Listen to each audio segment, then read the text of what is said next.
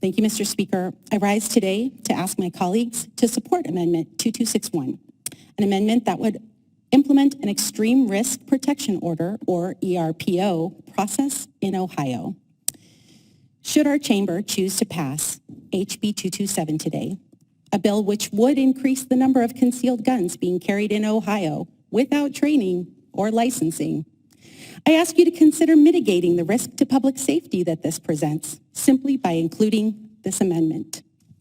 The amendment is based on language that my colleague Representative Allison Russo and I proposed earlier this year in our red flag bill, HB 257, and today is the perfect time for all of us to pass it.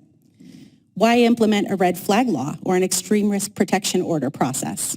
And can it actually reduce gun violence in Ohio?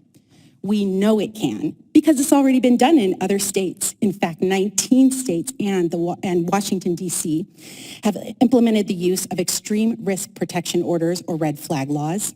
In those states, there's been a documented decrease in the number of suicides, domestic fatalities, mass shootings, and other forms of gun violence.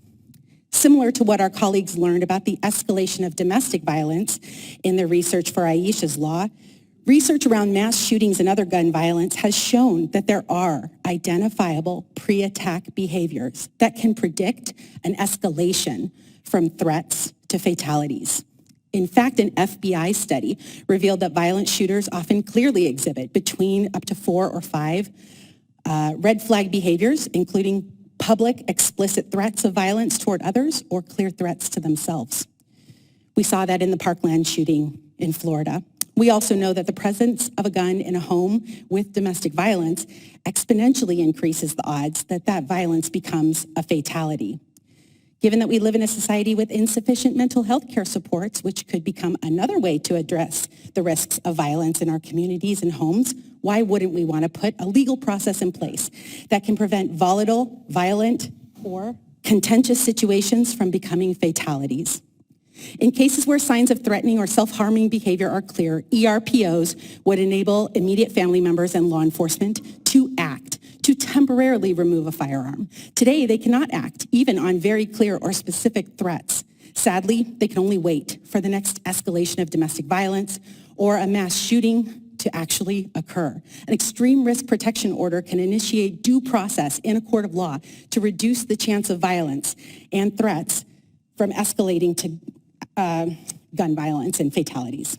Opponents may claim this is a violation of gun ownership rights. In fact, ERPOs do not violate due process or the Second Amendment because they require judicial review. In the review process, a judge would require very clear and credible evidence that someone poses a significant threat to themselves or others before a firearm could be temporarily removed. ERPOs seek to take guns out of the wrong hands, not the hands of law-abiding citizens. So today, as we increase the presence of unlicensed concealed firearms in Ohio communities, let's also implement extreme risk protective orders to allow law enforcement to intervene at often the most critical time when a person demonstrates red flag risks. We can prevent suicides, school and workplace shootings, domestic violence shootings, and other acts of gun violence. As someone who comes from a family where my mother had to escape domestic violence, I learned through my volunteerism with Moms Demand Action as an adult that we would have been at a much higher risk of one of us dying if there had been a gun in that situation. I'm so thankful to know that there wasn't one, and we can prevent people from dying by taking guns out of situations like that. I implore this body to support this amendment and protect our children, families, and communities from fully preventable gun fatalities. Thank you, Mr. Speaker.